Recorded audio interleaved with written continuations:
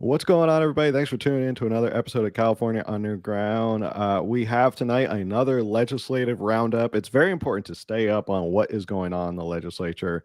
And legislative roundup, we're going to have to bring back Jonathan and Zachreson. He is the founder of Reopen California Schools. He did such a great job last time, kind of walking us through where the bills are, what's going on with them. That when Cynthia and I were talking about this, we were like, well, we just have to have him back. So, Jonathan, welcome back to the program. Why don't you introduce yourself? We're just tuning in. Didn't tune in the last time. What is Reopen California Schools? What's your goal? We were talking about before the show, but we'd like to get some more details so people can support you. Yeah, thank you for having me. I'm glad to be here. So, Reopen California Schools. I wasn't involved in politics or any political activism prior to schools being shut down. But once they shut down, I say this is horrible. What's going on? And a lot of the problems we had were at the state level. So what we did was, or I founded Reopen California Schools. It's still going around today, even though schools are open. But there still is that veiled threat. I don't think that's going to happen, but we still have all these other issues that have come up to fight for our kids and fight the state legislature for what's going on. And that's hence why we're so versed in these bad bills that we're going to discuss.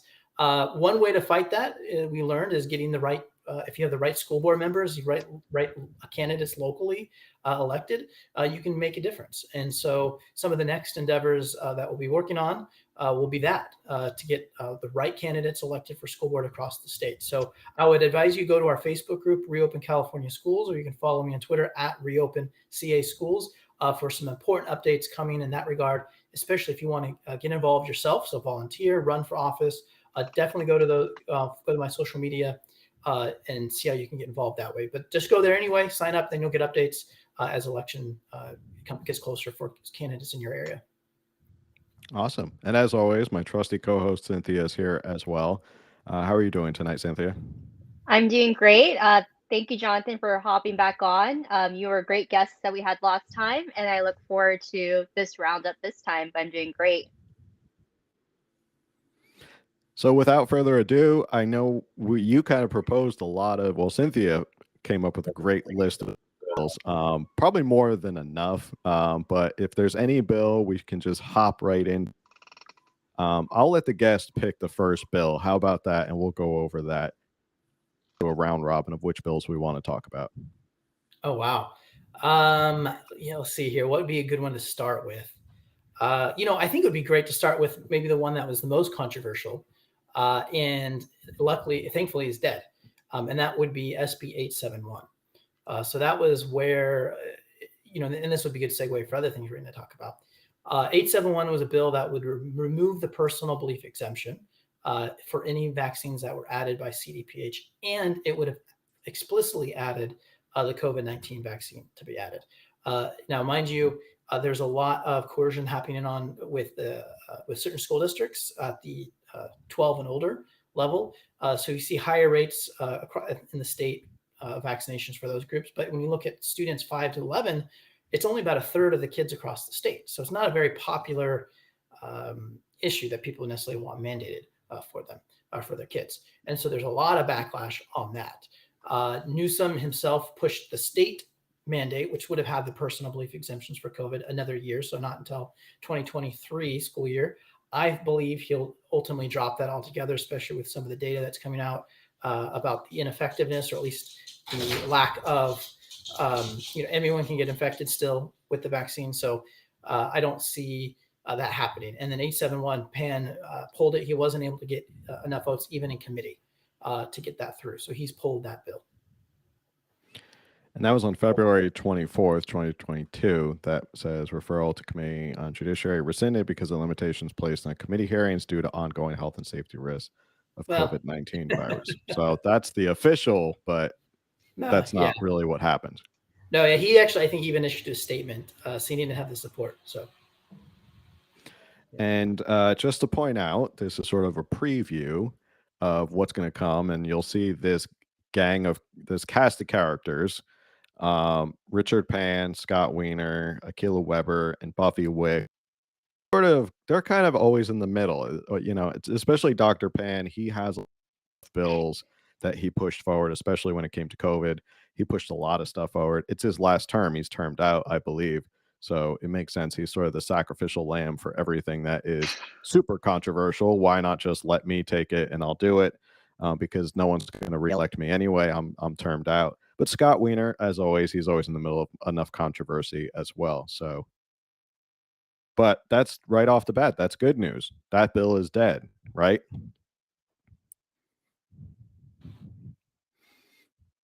Sorry, I was putting that out as a question. Oh, We yes, don't have yes, to it's worry dead. about it. Sorry. Yes. Yes, it's dead. It No is problem. dead. I should just whether that was rhetorical or not. Cool. All right. So one down, more to go. There are plenty more to go. Cynthia, you're up next. Why don't you pick one and we'll hop on that one? Sure. So I covered this extensively the American News. And I want to give a shout out to Californians for Good Governance and Laura Powell, who, facilitates that nonpartisan group. But they have done a very good job of advocating and speaking about this particular bill. I want to cover AB 2098. So it was introduced in the Assembly by Assembly Member Evan Lowe. And what this bill is, when it comes to the discussion on, medical in the medical industry, a word that was always tossed around is misinformation. And what this bill particularly does, it punishes medical doctors, physicians, and treaters for spreading so-called COVID misinformation. And what's interesting about it, and what the group and what different doctors, like Dr. I think it's Adrian Curciotti, like it it opens up a can of worms. So basically, there's a lot of different angles to why this bill is a disaster. So from the constitutional standpoint, we have to ask ourselves what exactly is, what this bill really does. It curtails that conversation into restricting what exactly it means to have free speech. My argument is, like, if there is quote unquote so-called misinformation, the only way to really combat that is through free speech. And what that bill does, it takes away that opportunity to, talk about that. And then, from the moral standpoint, it's like, first of all, you don't, like, these are doctors and their physicians. They're allowed to be able to treat and say these things. And then it brings up to, the other discussion of, like, what exactly is the right form of treatment. And so from the medical standpoint also, if we're going to talk about scientific progress, having this bill, get signed, and it would actually, I would argue, you know, it wouldn't progress and have any scientific progress, because the only way, to have scientific progress is through having these discussions and having these advancements and whatnot. So it's not only like an attack on free speech, and it's also, attack on, like, advancing science. And it really doesn't matter to me what your opinion is about vaccine or not. Regardless, having these discussions on, what works and what doesn't, depending on your body, it's important to have those discussions. And then also too, like, it's just a huge gray area. And even if, like, it's vague, and even if it's wrong, it doesn't give you a right to say what is wrong or right. So Jonathan, I know you followed this bill extensively too, and I know you've given shout outs to the specific people that I mentioned. Not sure if there's anything that I missed or anything that you wanted to also bring up. Yeah, I just say I think you did a good job covering it, and I'll just highlight an example of they want to discipline doctors for, quote, misinformation. There's a lot of things that have changed over the course of this pandemic, right? The establishment, which again, the government doctors were saying one thing. There's people that recognized early that what they were saying was incorrect and challenged that. Some of those people were kicked off Twitter, and if this bill would pass, they would then have to be formally disciplined, or could be formally disciplined and lose their license, to just find out everything that they had been advocating and speaking out against was true 6 months later. And so this is very scary that they're trying to do this. And again, it's specific to COVID misinformation. Pan, the way he sells it, and the way he kind of does most of the talking for it, but he misrepresents it. He's, it's for, blatant misinformation is for patients that are being harmed. They've taken all that language, some of that language, out of the bill. It's continued to move through committee. like you mentioned, Californians for Good Governance, and some other great people have fought against this and are speaking out at every hearing. But so far, it looks like it's going through with very few amendments. Yeah, it's one of those bills that it sounds dystopian in the way, if you explain it to someone in sort of layman terms, of a doctor could face disciplinary action for speaking about something that could be deemed by one group of people and one governing body that this is misinformation. And I think that's the scariest part, is that something that was maybe they thought it was misinformation a year ago has been coming out, and it's been proven that it's quite the opposite. If there's anything we've learned, that things continually change regarding COVID. And we know this is definitely aimed at people talking about COVID, or talking about COVID in the wrong way, or I should say the wrong way in quotes. And it's definitely a way to kind of scare or chill speech. I'll be interested to see if this law passes, if First Amendment challenge to it in the courts for the first doctor who does sort of get disciplined by this. There'll probably be a First Amendment challenge, probably a liberty of speech under the California Constitution.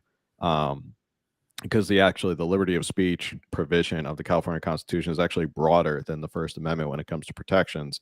So it'll be interesting to see. This will probably end up in court, and we'll see whether it ends up in federal court or state court. Probably likely state court, because it is a state law. So keep an eye on it. But it is sad that it is just kind of marching through the assembly right now and on its way. I think we should cover also too, in case, because people are going to be following along on all these bills. Right now they are, in recess, so they, are having a little bit of a break, and they're going to be back and reconvening back at the Capitol in Sacramento, August 1st, and that session I think is until the end of August, correct? Because I know that the sessions end like before like election season. I think it's like the end of August. I thought it went a little bit longer, but you might be right. Yeah. So if you call, I know that the Sacramento Capitol staffers are still working, but or actually, I don't think they are, because I know someone that's on vacation right now. But yeah, but there is going to be a lot of work to be done, and they're going to be back in Sacramento August 1st. So it's good that we're just taking this time to educate people. And you can email them, but as far as like, reaching out to people, they are out of session until August 1st and won't be back until then. So, Jonathan, you had mentioned the bill you recommended. There was a good segue to another bill, and I didn't want to cut you off. That there was a segue to another bill that you want to get to. Oh, I think that has to do with as we talk about some of the legal challenges at school districts at some point. We want to make sure we want to cover 871 kind of ties into that, as well as other bills that we're pushing or that they've been pushing. Okay. We'll make sure to touch upon that. One, I guess it's my turn. I'm going to pick this one. I talked about it yesterday on Coffee and California Politics, which is SB 918. This bill is basically been gutted and amended in response to the Bruin decision that came out. And the Bruin decision is the Supreme Court case that allowed to get rid of the good cause for when you get your carry and conceal permit. You no longer have to prove you need good cause, which was sort of the barrier for a lot of people who were trying to get a carry and conceal. And a lot of sheriffs were using that as a way to prevent people from a carry and conceal. So in certain counties like Los Angeles County, Alameda County, counties like that, Marin County is another really bad one. They were basically saying that there's no reason for you to actually need a gun, and there's no good cause that would essentially satisfy it. So Bruin came out, said that's no longer an impediment. You can just apply, and the county has to issue it as long as you pass a background check and all that stuff. So not to take it laying down, obviously, California crafted this bill, which added a whole bunch of places in places that they call sensitive places. Now, in the Supreme Court decision, Thomas talked about what these are, that throughout history, these were places that you would not carry a gun typically. Schools, government buildings, stuff like that are considered sensitive places. California took it a step further and said, we're going to everything a sensitive place. You can't carry it in a carry it in church. You can't carry it walking by a school. You can't carry it in a park. You can't carry it in a zoo. I mean, they had to make sure that they differentiate. You can't carry in a zoo. The other thing is in or around any of these places. So even if you're kind of in the area of these places, you're not supposed to be carrying. And then the biggest caveat is that you would not be allowed to carry in any private business, in or around any private business that does not explicitly put on the front of its business, your CCW weapon is welcome in our store. So, with that said, does it sound like there's really any place you could carry a firearm in the state of California outside of your? Yeah, pretty much nowhere. Yeah. Yeah. I mean, you could basically maybe just outside your driveway. Yeah, you could probably go walk to your driveway, put it in your car. They'll probably figure out a way that you can't access it in your car. It has to be locked away, like in the trunk or something like that, even if you have a carry and conceal. And yeah, it's there's very few places left in California if this bill passes, which it likely will because there is the political momentum to do something about guns in California. And obviously, with the Democratic supermajority, there is enough momentum and there's enough support that people will back this, that a lot of politicians will think they got tough on bills and they weren't going to allow people to turn California into the wild, wild west. But it's a scary bill for anyone who is going to get a seat. And this is just all the abstract. This is what I'm scrolling through. This isn't even the actual bill. Surprisingly, none of the original authors or co-sponsors or co-authors were Scott Wiener or Dr. Pan or Buffy Wicks or Akilah Weber, probably because it was gutted and amended. But as of right now, on June 29, 2022, it was read a second time and amended, re-referred to the Committee on Appropriations. So that's where it's at right now. I would imagine if this does pass, this will be another one that ends up in court in terms of them filing suit over a huge infringement on your Second Amendment rights based on what the Bruin decision came down with. I don't think this would hold up in court, or especially in federal court. I think it's important to know too. One of the co-sponsors is Assemblywoman Mia Bonta, and she is the wife of Rob Bonta, the Attorney General. And yeah, she took over, or I guess she won a special election when her husband got appointed to be Attorney General. It's amazing how that all works. Mm. And this is Kevin McCarthy, not to be confused with Kevin McCarthy. No relation. I would like to just throw in two comments about that bill. So the hearing was interesting. The latest one, I want to say it was Quirk, I believe. Maybe I'm mispronouncing that, but he made a comment that was quite interesting. He basically was we've been at this rant at the Supreme Court and said, "Who is the Supreme Court to decide what's constitutional?" I mean, basically, right, is what he said. He was referring to Marbury v. Madison, in which when it wasn't explicitly said that the Supreme Court. In the Constitution, the Supreme Court can strike down certain components of the law, but it's implied as you read the role of the Supreme Court that they can affirm laws as constitutional and they can say that certain laws are unconstitutional. So I think that's what he's referring to. But it was a very crazy rant. You should check that out if you get a chance. I did post that one to my personal Twitter, which was retweeted by Firearms Policy Coalition. And the second point is there's a provision in this bill that changes the law that's not getting as much attention, I think, as some of the other restrictions. And that would be for your concealed carry permit, you have to be the registered owner, like the individual who purchased the gun and owns the gun, which would mean it would exclude your wife or your husband. So if they have the gun and you want to be trained with one weapon, you don't have to buy two, essentially you would have to buy two different guns of the same type if you wanted to train on them. And so there's other limitations to be able to use guns for family members for training and carrying as well. So I think that's a provision that hopefully is fought when some of these lawyers take a look at it. Will be interesting to see because this bill is almost a mirror of what they're doing in New York State. So, not to be outdone by New York State, not to be outmaneuvered on the left, California decided we're going to do exactly the same thing in terms of asking for all these ridiculous things, references, and all that stuff, and character. Which I think I saw it was about a moral character statement or something like that. And I thought, how isn't that basically a good cause statement, but in a different kind of way of like, I'm a good person. I should be able to have this. So it'll be interesting to see whether the New York law gets challenged and then that kind of falls right away. And then that precedence is taken to here to California and maybe they back off.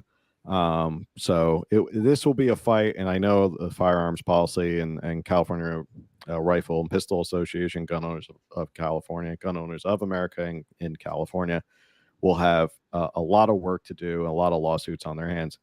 But speaking of or the Supreme Court and who is determine what the Constitution is, this will be a little off topic. But I don't know if any of you saw that AOC was on Stephen Colbert the other night. Bunch of gobbledygook about the Civil War and how the Confederates invaded the Supreme Court and therefore it was illegitimate. And that's why they came out with these decisions. And ever since then, the Supreme always been illegitimate since then. And then Abraham Lincoln had to come in and stop the Supreme Court. It was quite the tale. I think Abraham Lincoln Vampire Hunter was more believable than her tale about what happened.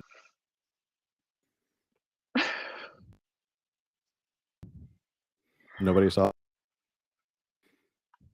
I never thought. I didn't see that part of the rant.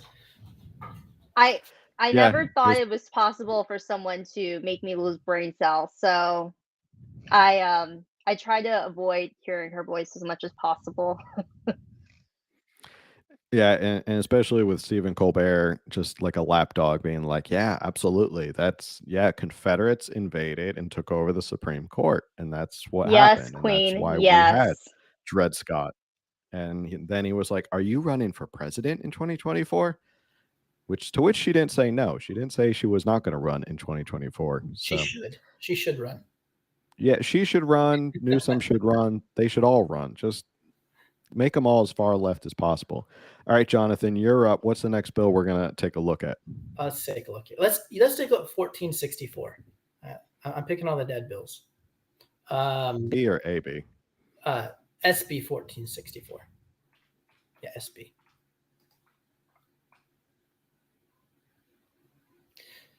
So this bill, like I said, is also dead, thankfully.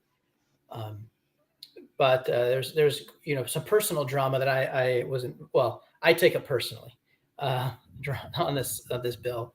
So this is a bill that would, if say the sheriff's office refuses to carry out the orders of a particular health mandate from public health. So they say everyone has to be masked indoors, and the sheriffs aren't enforcing that law. So if someone calls and says, hey, there's people here not wearing a mask indoors, and the sheriff says, we're not going to spend our resources dealing with that, then it would strip the sheriff's their funding and send it to CDPH.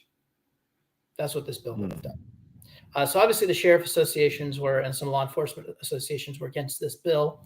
But the organization that was in favor of it was Healthcare Officers Association of California, which is from everything that I can understand, is an association meant for the health directors and health officers for each county, which that membership primarily is funded by our tax dollars.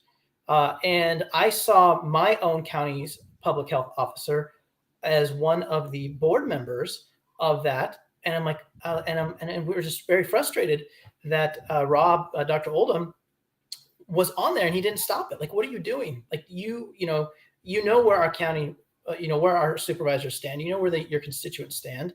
Why did you let this go through and spend our taxpayers' dollars on actually supporting the bill to work against their own citizens? So that caused, I guess, a little bit of drama in our local government here, as well as in El Dorado County and other health officers that signed on to this and are on the board. for that support. But ultimately, it failed, thankfully, and it's dead for this year. It didn't look like it made it too far. It says introduced in Senate back in February, and that was about it. Yeah, it was introduced, and I think he had to pull it a couple times, I want to say, because he didn't have the votes in committee. So I think it was supposed to be heard. In fact, there was supposed it was pulled the night before. They had opposition testimony. Orrin Heatley was supposed to testify as one of the opposition witnesses. He's one who led the recall against Newsom. Is also a former officer, retired officer. He was supposed to do that, and then again, it was pulled the night before, the morning of. He said he didn't have the votes. Well, he didn't say that. He just, but we know he didn't have the votes, and that's why it was pulled.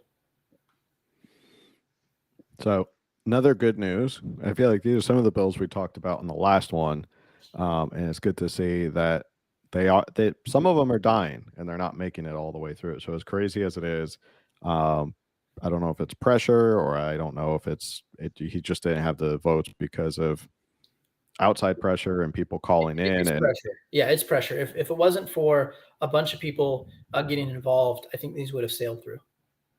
And how much of that, and I think that's something that people get kind of downtrodden on, is how much does these massive call-ins and these emails and all that stuff to all their representatives, how much noise does that make when a bill like this comes up? Do you believe it actually makes a difference and bills like this actually get struck down, or they just no, it does make a difference. And having rallies make a difference, right? So there's so many things you can do, and it just adds up. So having a rally, getting press on it, calling the committee members kind of makes a difference, not as much as I think with your own representative. So there's these massive calling campaigns to target the committee members, but they may not live in, or they may not be your representative.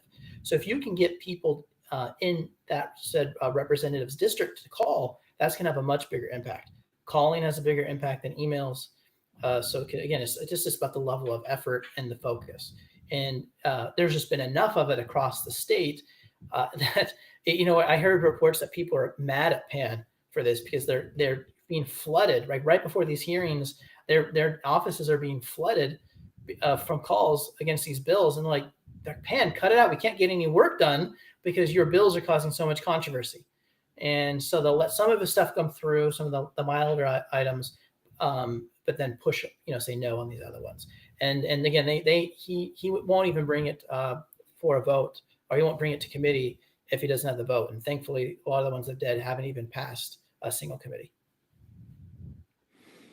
Excellent. So more good news. Another COVID bill bites the dust, especially Dr. Richard Pan, who seemed to be striking out a lot of these bills. Cynthia, you're up. What bill do you want to discuss? Let's finish up in the assembly. This is another vaccine one, AB 1797. It's a vaccine registry. AB 1797. Yes.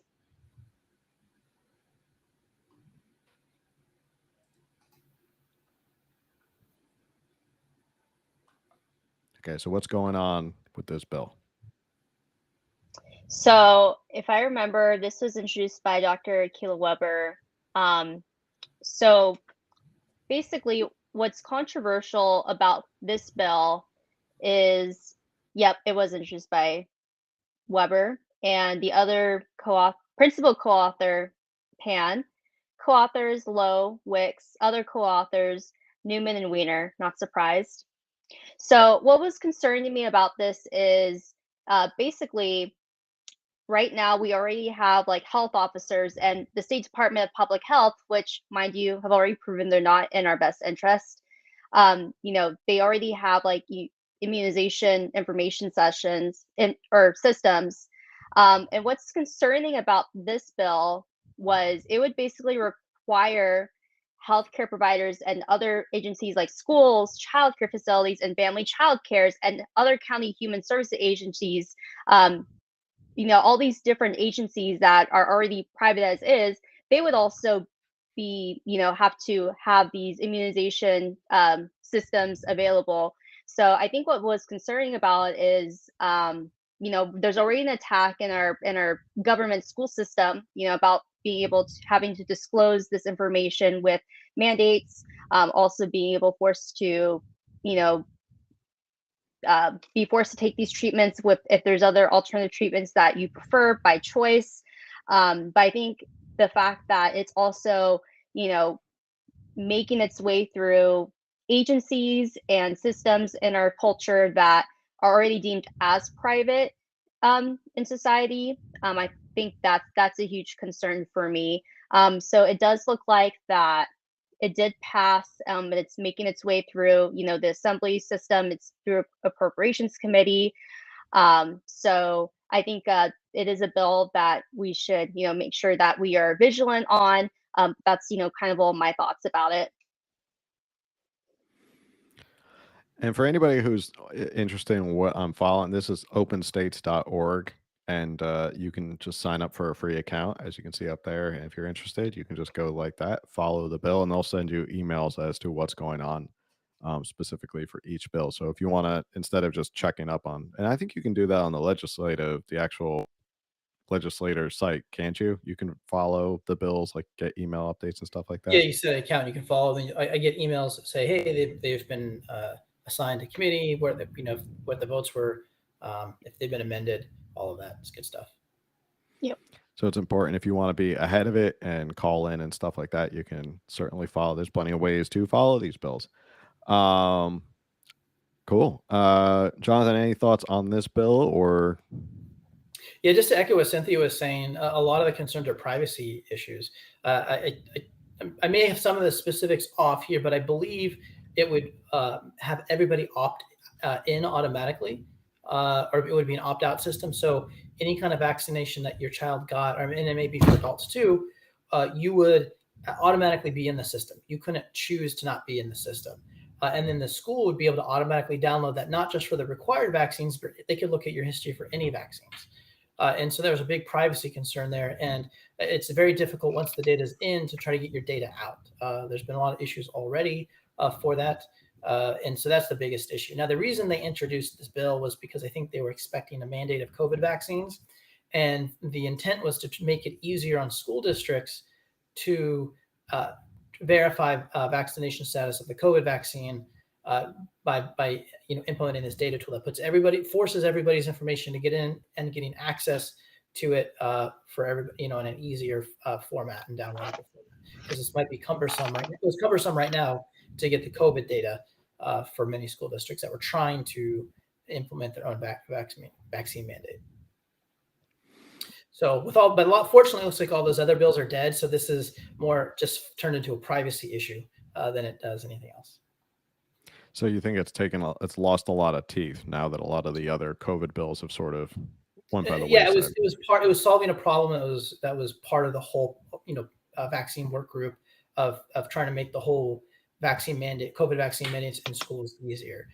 So when I say it takes the teeth out, it still has the same privacy concerns. It's still sailing through the committees, unfortunately. But the risk of how it will be used is going to be more just broad-based privacy, as opposed to how are we going to, force kids to be vaccinated and to be able to easily identify that and exclude them right away, type of thing. And the vaccine work group is it's sort of this gang right here, right? It's the Akila Weber, Richard Pan, Scott Wiener. All of them have, like we said at the beginning, they're sort of the ones who were pushing a lot of bills in the beginning. Like the whole slot. And Pan is the ringleader of that. He formed a group, Protect Us, which is a political organization, a not-for-profit, but social welfare group. We don't know where the money's coming from for that organization, but he's running that, and it makes it appear that there's a third party helping with all these bills. It's frankly just Pan and either him funding it or people who fund him funding it. Well, I'm sure you could have a couple guesses, and I'm sure you'd figure out where the money's coming from when it comes to Richard Pan. So one bill I want to talk about I believe it's this one. Yes, is SB 834, which is no surprise. It's a Scott Wiener bill, and it's got a lot of co-authors too. Buffy Wicks, Josh Newman, no surprise. Um, but basically, this bill, and it would allow the state of California to revoke a nonprofit's tax exempt status uh, for if the organization was found to be inciting treason, insurrection, seditious conspiracy, or insurrection. So, the abstract says this bill would authorize the Attorney General to make a finding that a tax exempt organization has actively engaged in or incited the active engagement in acts or conspiracies defined as criminal under specified federal law and likely produce imminent violation of that federal law. So, doing is I think this is a January 6th bill that they're trying to do, which is um, punish any sort of nonprofit that may have been engaged in inciting any sort of insurrection. Um, I'm not sure whether or not there's going to be any due process with a bill like this, whether it's going to be sort of like a red flag law where we take away your tax exempt status and then you have to figure out how to get it back. But this is again one of those like political witch hunt bills led by Scott Wiener, who believes I'm going to punish all these nonprofits. The one thing I'm afraid of with any bill in California uh, is that it's going to be abused by somebody at some point, and some nonprofits going to lose their tax exempt just because Democrats don't like them or they feel like they want to knock them out from being a nonprofit. So where is it at? As of June 28th, due pass as amended and re-refer it to the Committee on Appropriations. So that's where it's at right now. If you're a nonprofit out there and they figure out they think you might have been inciting an insurrection or treason or whatever claim they want to throw at you, that's the issue you could be facing. So I personally think this bill is pretty benign, just with how it's written. Pan did not provide a single example and could not provide a single example of what organization would have been impacted in California from this bill, right? There's usually when you pass a law, there's a particular case like, hey, how did this crazy thing happen? We gotta make it illegal. There wasn't an example. I think he's doing it to just make it seem like he could put on his resume that he passed a bill, to fight insurrection, January 6th insurrection type of stuff. Then when you look at the language, there's already like federal preemption issues. It's your tax status is based at the federal level, so they can't take that away. It talks about federal laws, and you talk about due process. So the Attorney General is just going to make a finding, as opposed to having a conviction or normal due process of going through the courts. It's an idiotic bill. I don't think it's ever going to be used against anybody. And if they do, I think they would immediately be able to challenge that and win in court. Unless, of course, you actually were convicted at the federal level of some sort of insurrection, and then you would have maybe a valid case. But I think losing your tax exempt status is probably the least of your worries if you're convicted of insurrection. it's a good point. Yeah. So you're saying that California drafted a bill that has a bajillion legal issues already as soon as it gets passed. Is that? Yes, correct. And may not ever be used just because it's so absurd. Yeah. So it seems like it was written by like a fifth grader as opposed to people who are acting our laws. Which is a good chunk of them, right? It seems they write a lot of these laws just for the virtue signal and the ability to go out on Twitter and say, "Oh, look at this great bill." It's kind of like who's the young Alex Lee, the young assemblyman from the Bay Area. AOC 2.0. Yeah, he's an AOC wannabe. Does he still live with his mom? I don't know anymore. He's like 23 years old, so he hasn't really hit the real world yet, or however old he is. But I feel like a lot of the stuff he does is very symbolic and virtue signaling. Like he doesn't understand what goes into it. He doesn't understand. He's just like, I'm gonna pass this bill, and it's gonna sound great on Twitter in my 140 characters, and people will love me for it. So that could be most of our California legislature, sadly. Yeah. I think each legislator has 40 bills that get introduced each session. I'm in favor. We should lower that to like five, and we would get rid of a lot of this nonsense. Yeah, Yeah. it does seem like there's a lot of bills. Like you don't have to just pass bills to pass bills, and I think that's one thing that maybe Sacramento could ease up on a little bit. It feels like there is a deluge of an enormous amount of bills that come through every year. And maybe, Jonathan, maybe you know a little bit more about the process of how all these bills are sort of introduced all at once, and it's sort of like a race to how many you can get passed at a certain point. And it just seems like there's hundreds and hundreds of bills that all drop at once, and everybody's got to kind of like rummage through them at the beginning of the year. Is that Yeah. correct, or am I way off? Yeah, it's kind of like I'm sure people in the political world have seen it. It's different seasons of politics, right? So the first of the year is pretty wild, um, just with all the bills that drop, and a lot of them are placeholder bills. Expecting stuff to come. Like 918 was like that. It was they had some of the language drafted, but they were just waiting until the Supreme Court decisions, and then they just got an amended. So Hmm. And people can introduce Yeah. bills legislative process through the session throughout the year, right?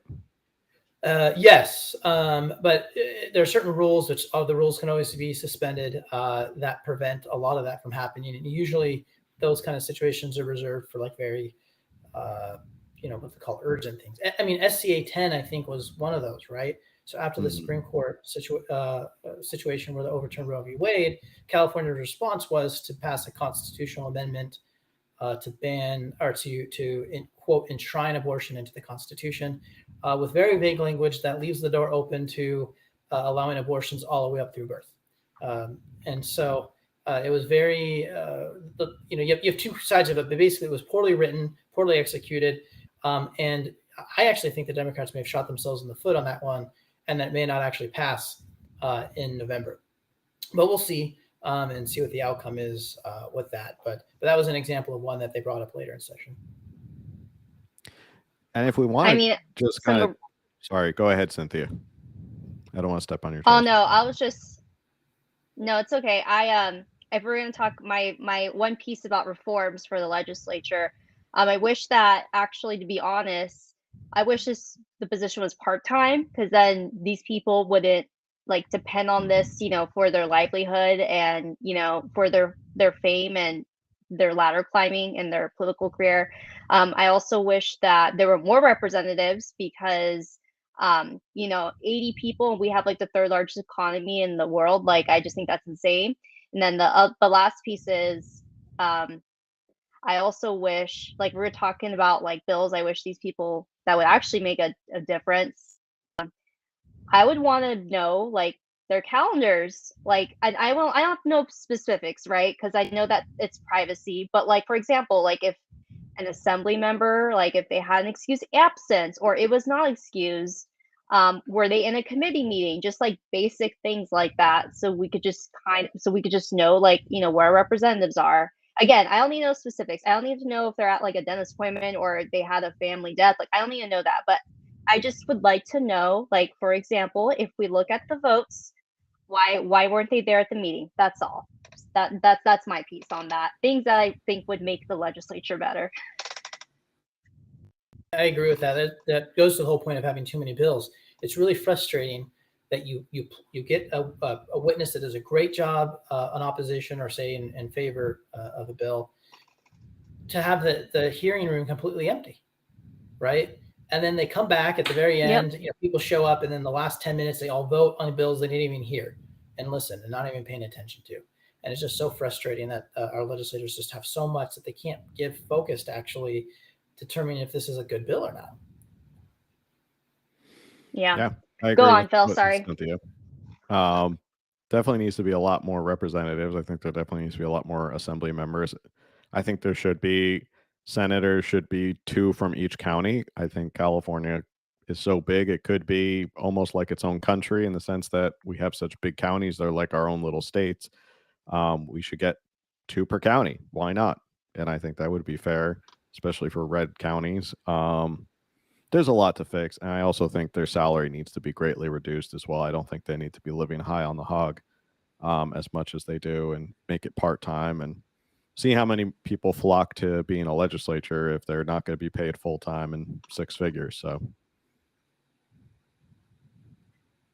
I don't think people would be rushing to do it. But the one thing I was going to say, though, this wasn't really on our legislative roundup, but Jonathan brought up a good point, which is with SCA 10, is technically part of the legislature, has proposed this constitutional amendment enshrining the right to abortion, even though there are laws that do protect the right to abortion. I think I kind of agree with you. I think this might be an overreach. I think it may not be the slam dunk that they think it is. And I think the more people look at it and the more people question it and poke and prod at it, I think you may be surprised how many voters you turn off because of this amendment. And I think I talked about this recently, maybe it was last week, about you may turn off certain demographics of the voters. You may turn off Hispanic voters. You may have to turn off Asian American voters who are not necessarily super liberal or progressive on the idea of abortion, who are more religious. So I would agree on that they may have overstepped their and shot themselves in the foot on SCA 10. Which officially is now And I want to Proposition. emphasize. Go ahead. No, go ahead, Jonathan. I was just going to say it now is officially Proposition 1. So everyone all the voters and they're going to hear about it from now on is probably going to be Prop 1. Okay. So Prop 1 is the abortion. Yeah. And yeah, I just want to emphasize it's abortion up to the point of birth and you don't have to give a reason for it. That is literally what the bill says. And I just want to make that known because our attorney general is going to have a field day on trying to, manipulate the text. But I just want it to be known on this program that Prop 1, it's abortion for any reason up to the point of birth. And that is all. Does it have a title yet, Prop 1? I don't know if it not is. yet. I don't think it is. Yeah. I imagine that the attorney general is going to give us some flowery language of like protecting women's bodily integrity or women's rights or something. It'll be like the most wonderful title in the world. And very restrictive on what the opposition can write. I'm sure there'll be some court battles. Oh yeah, absolutely. I mean, there might, but you guys one are of the downfalls of having. Oh no, I was just gonna say, you guys actually bring up a good point too, because like for the 2020 cycle, I think out of like the 11 or 12 propositions that we had on the ballot, like 8 of them that the California Republican Party endorsed, like actually the voters agreed with. So I think you guys bring up a good point that like even though we are mostly Democrat here in California, but maybe there is like some hope and like a threshold that like even the liberals like recognize like, oh, this is a bit much. So I think it will be very interesting to see how this works out in November. Yeah, and again, not to spend too much time on Prop 1, but I did put a poll together, and I think it's gonna be about messaging. So I put a Twitter poll, which isn't scientific, but I posted it on as many liberal journalists that had viral tweets about it. On those threads, so that way I can try to get fair representation. I didn't want it to just be people who followed me, and it basically asked that question, posing as like, hey, existing law allows abortion through 24 weeks for any reason, and after that for the life of the mother. SCA 10 would open the doors to allow birth for any reason through birth. Would you support it? And I want to say like 42% said yes. So it was mostly rejected. Like it was pretty interesting how many people rejected it. And it is interesting how here in California, everyone thinks we're as kooky as possible.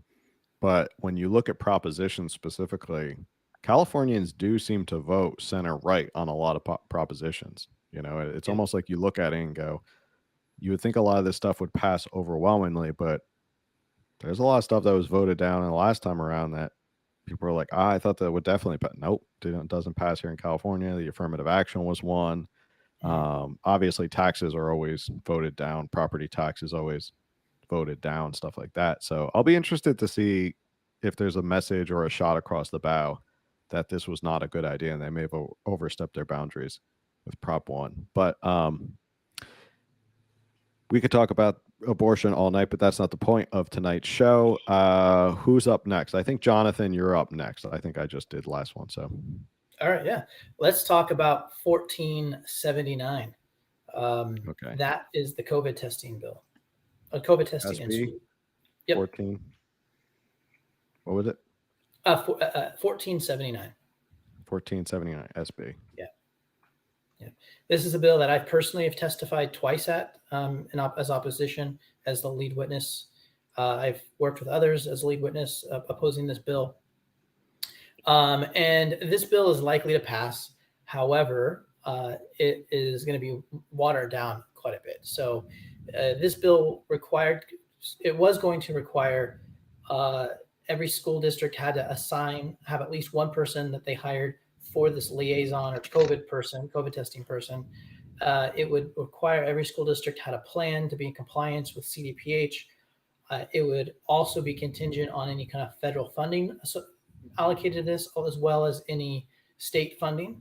And it's been watered down. So we were able to get some other groups that were opposing this bill. We were able to get the California School Board or Association of California School Administrators, ASCA, I think it is. But basically, those who represent California school administrators, they opposed it because it was going to be a burden on them, and they were able to.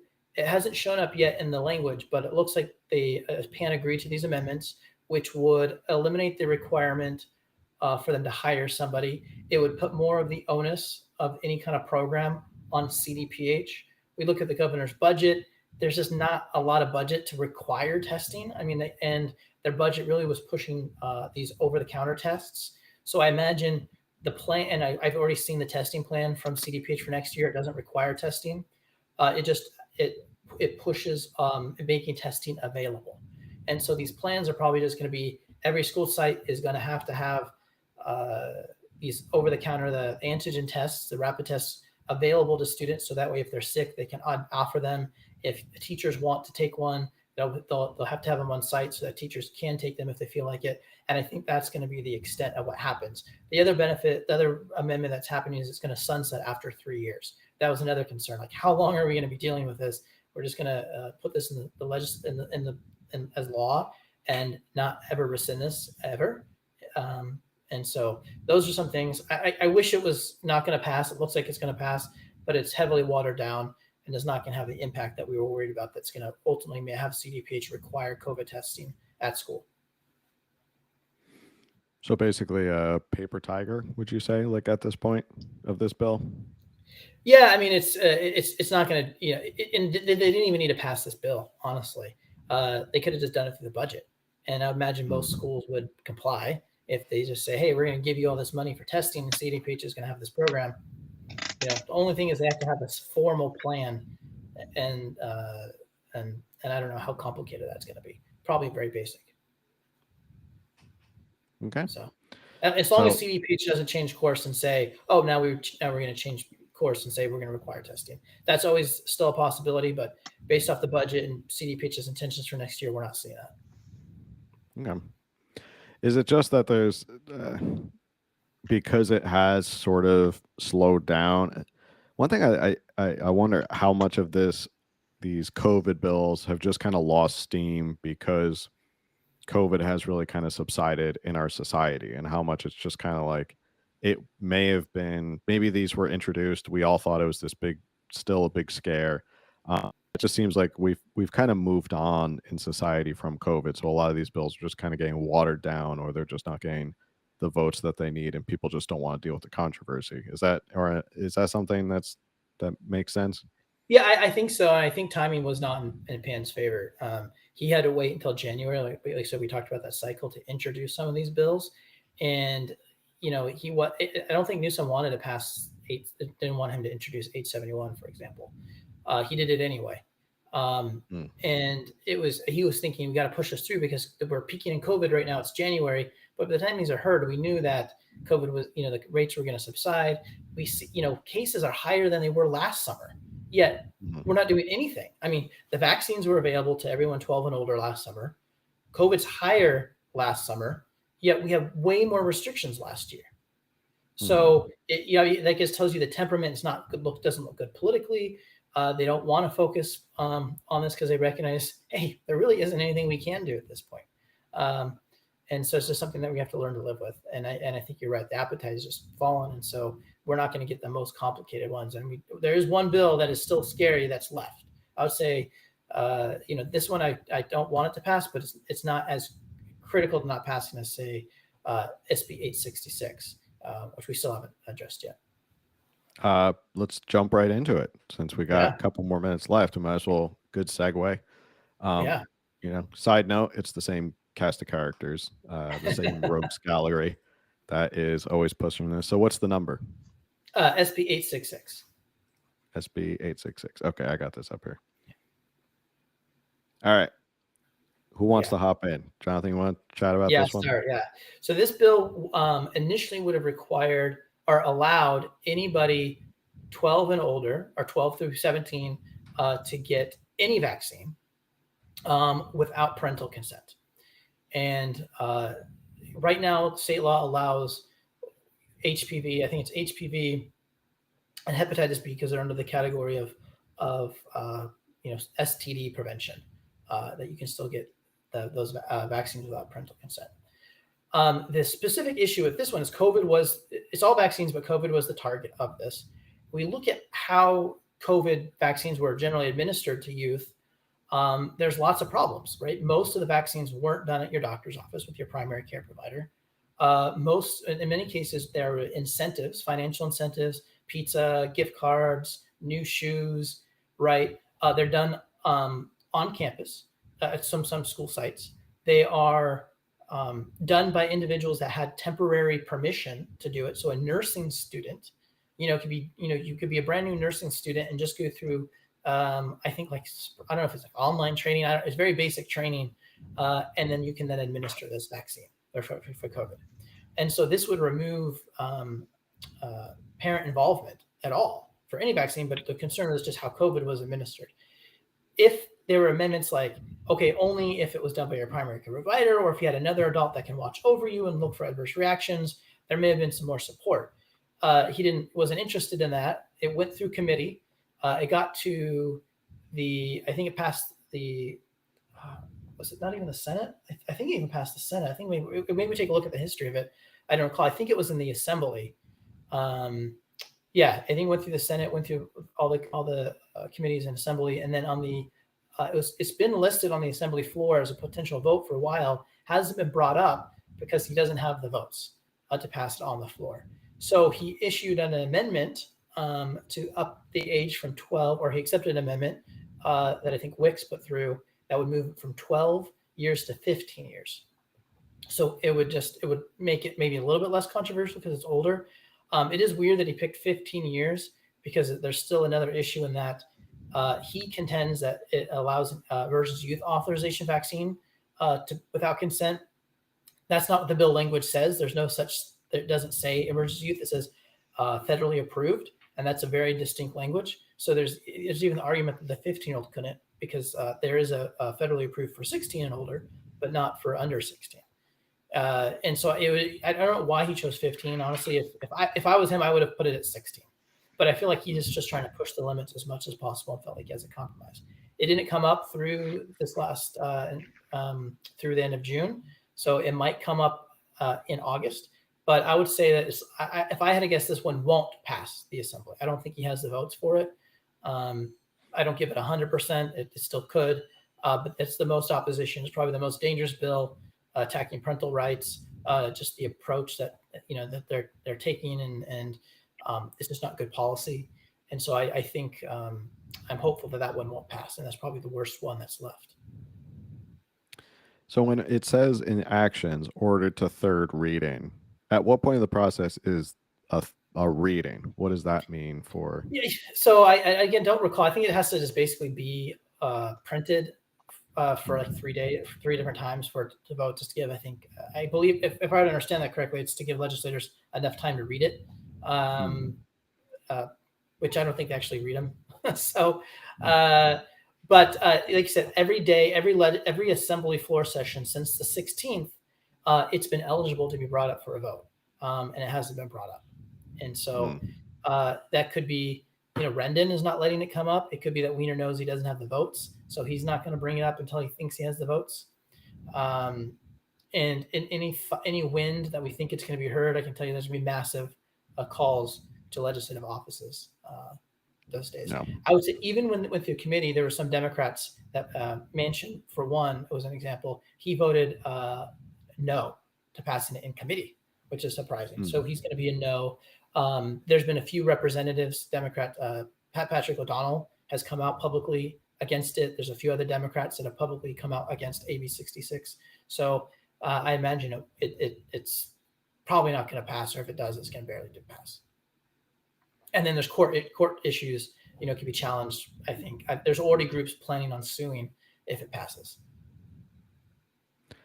Well, it keeps lawyers busy, a lot of these bills, that's for sure. Yes. There's always plenty to do when you have a legislature that likes to pass these types of bills. Yeah, I think this might be another one that, because COVID is subsiding and society is kind of moving on from it, it doesn't have. I don't even think this really had the steam going into when it was introduced. I think it kind of ruffled parents the wrong way. That and you nailed it on the head, which is there are people kind of bribe or entice minors to get the vaccine, ability to do it on their own. Let's have a pizza party and let's give away stuff and gift cards. And if you get the vaccine, this isn't like a blood drive where if you do blood drive, we give you a Rubio's fish taco coupon or something like that. I think even with the blood drive, you have to be 18, right? Yeah, absolutely. So Yeah. it's not like you can do that on your. So I think this might be another one that's kind of losing steam, and it may be a little too controversial. And there'll definitely be enough parents on social media organizing, getting calls to action, who will be sending out the call to action, blowing up their legislative offices. And I don't think they really want that, because I think when it comes to a lot of these bills, there may be some who are fine with the heat. I'm not sure every one of them is fine with the heat, and especially local politicians like this. And I don't think a lot of these politicians planned on being so well known or getting so much attention being in the state legislature, but now they're getting a lot of attention and they may not like having so much attention. But that's just my own personal theory. And that goes up and down from state legislature all the way down to your city council. I think a lot of these politicians didn't plan on being so in the spotlight, but COVID kind of thrust them all into the spotlight. Or maybe they secretly wanted the spotlight and then they used COVID as that opportunity to do that. Oh, probably. Yeah, I think some of them definitely. I mean, Scott Weiner is definitely one who he knows he can get away with wild stuff. Evan Lowe is another one who knows he can get away with wild stuff. He'll face literally no repercussions. Richard Pan's on his way out. Alex Lee, Buffy Wicks is another one. She's from Oakland area, so she's going to face no repercussions. Akila Weber, she's pretty unbeatable. Yeah, she's in a pretty strong district down here in San Diego. So, there's a lot of these Democrats who are in strong districts who know they're not going to get any blowback, especially from people in their community or in their district. So they just go ahead and do it. Doesn't mean that everyone else in the assembly or in the Senate loves the fact that these couple loud politicians are bringing on a lot of heat and controversy for their normal day jobs. So, was there any other last bill that we want to get to? We've been here about an hour. Jonathan's a very busy man. I don't want to keep him. He's been doing a lot of work. So any last bill before we sign off for the evening? There's just the last two on our list. I don't think that there's any major updates. We could just kind of share like where they are in the committee. So the first one is SB 1390. It's censoring you on social media for so-called misinformation. I believe the remaining two bills on our list are dead. 1390, I haven't seen an official statement, but it went nowhere. Okay. And I'd imagine this would be a lot of backlash from social media companies because it's a pretty heavy regulation on them. Introduced in Senate back in February, and it didn't go. And look, Richard Pan all by himself. another one he struck out on all by himself. Yep. So And yeah, then the that's it. last one is SB 920. This is a Medical Board California could inspect businesses and physicians and patient records. Okay, let's pull that And one up. Hurtado issued a statement on that one that she pulled the bill. Yep. So that's another dead one. Cool. Yeah, and she's the lone author, and that's basically it for our legislative roundup. Great. Well, I guess we kind of covered everything we want to cover tonight. I don't know if there'll be any more legislative roundups we need to do this. We'll definitely have Jonathan back. Definitely have him on to talk more about propositions as well. I mean, he's a smart guy. We can have him on to really talk about anything. It doesn't just have to be legislative stuff. It could be educational stuff. So, uh, Jonathan, where can people and support you in your cause? Yeah, so on Twitter, there's two places for Reopen California Schools. It's at Reopen CA Schools, or my personal Twitter that gives beyond the education aspect, so you can see more, my broader positions on things. That is at J Zachreson, so at JZACHRESON. You can also find Reopen California Schools on Facebook. Just search for Reopen California Schools, and I believe it's the same, group ID, which is at Reopen CA Schools. Excellent. And Cynthia, where can people find you? I know you're always on Twitter tweeting away. So where can people find you? Yeah, so my name's pretty unique. You could find me on Cynthia Cowie, CYNTHIA, and then my last name is Cowie, KAUI. You can find me on all the social media like Instagram, Twitter, Facebook. Excellent. Well, that's it for tonight's show. Thank you, everyone, for coming on. And as I always like to end every one of these shows, if you found it informational and valuable, just take your time and text one person about the show. That's all I ask, is that you share it with at least one person. And as always, we do Coffee and California Politics every Wednesday at 9 a.m. live on Instagram. And then you can come back for the Thursday night at 8 p.m. You can follow the audio podcast on Spotify, Google, all that. And yeah, we'll see you on the next one. Have a good night, everybody.